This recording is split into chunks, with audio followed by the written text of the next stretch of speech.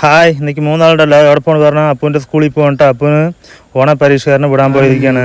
അവിടെ കൂട്ടുകാർ ചോദിക്കാണ്ട് അപ്പൂൻ്റെ കാൽ കഴിയാ പറഞ്ഞിട്ട് അതൊക്കെ കഴിഞ്ഞതും അവിടെ സ്കൂൾ ബെല്ലടിച്ചു കേട്ടാ.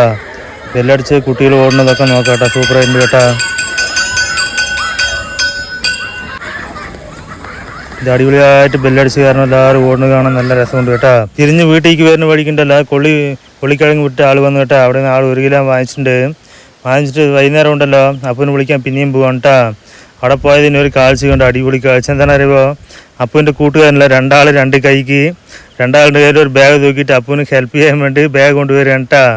ഇതാ വൈഫിനെ കൊടുത്തു കഴിഞ്ഞു. ഇതാ അത്രയും കൂട്ടുകാരനാണ് അപ്പൂൻ്റെ വിട്ടിട്ട്. അത് കഴിഞ്ഞ് ടീച്ചർ കുറച്ച് കാര്യം പറഞ്ഞിട്ടാ.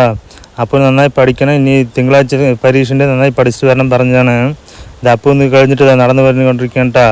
പിന്നെ വീട്ടിൽ വന്നിട്ടുണ്ടല്ലോ ഒരു റെസിപ്പി കാണിക്കട്ടാ. കൊള്ളിക്കിഴങ്ങ് റെസിപ്പിയാണ്. ഇതാ മറ്റേ കടുക് പൊട്ടിച്ചിട്ട് പച്ചമുളക് സബോള അരിഞ്ഞിട്ട് വണക്കിക്കൊണ്ടിരിക്കുകയാണ് കേട്ടോ. കറിവേപ്പില ഇട്ടു, ഗരം മസാല, മുളക് പൊടി, മഞ്ഞൾപ്പൊടി, കുറച്ച് മല്ലിപ്പൊടി ഇട്ട് മുട്ടയുണ്ടല്ലോ 3 മുട്ട ഒഴിക്കുന്നുണ്ട് കേട്ടോ. 3 മുട്ട ഒഴിച്ചിട്ട് മറ്റേ കൊള്ളിക്കിഴങ്ങുണ്ടല്ലോ സൂപ്പറായി വേവിച്ച് കേട്ടോ. ജെല്ല് പോലെ വേവിച്ചിട്ട് അത് വിടുന്നുണ്ട് കേട്ടോ. നന്നായി ഇളക്കി എടുക്കുന്നുണ്ട്.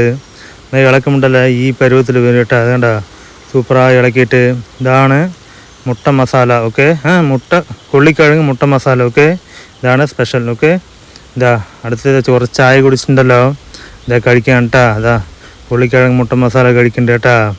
നല്ല ടേസ്റ്റ് കേട്ടോ. സൂപ്പറായിട്ടുണ്ട് കേട്ടാ. 1 പ്രാവശ്യമല്ല 2 പ്രാവശ്യം കഴിക്കാൻ പോകണ്ടാ. നല്ല ടേസ്റ്റ് ഉണ്ട് കേട്ടാ. നിങ്ങളിതുപോലെ കൊള്ളിക്കിഴങ്ങ് മുട്ട മസാല ഉണ്ടാക്കിയിട്ട് അവന് കമൻറ്റ് ചെയ്യുക, വീഡിയോ ലൈക്ക്. ഓക്കെ.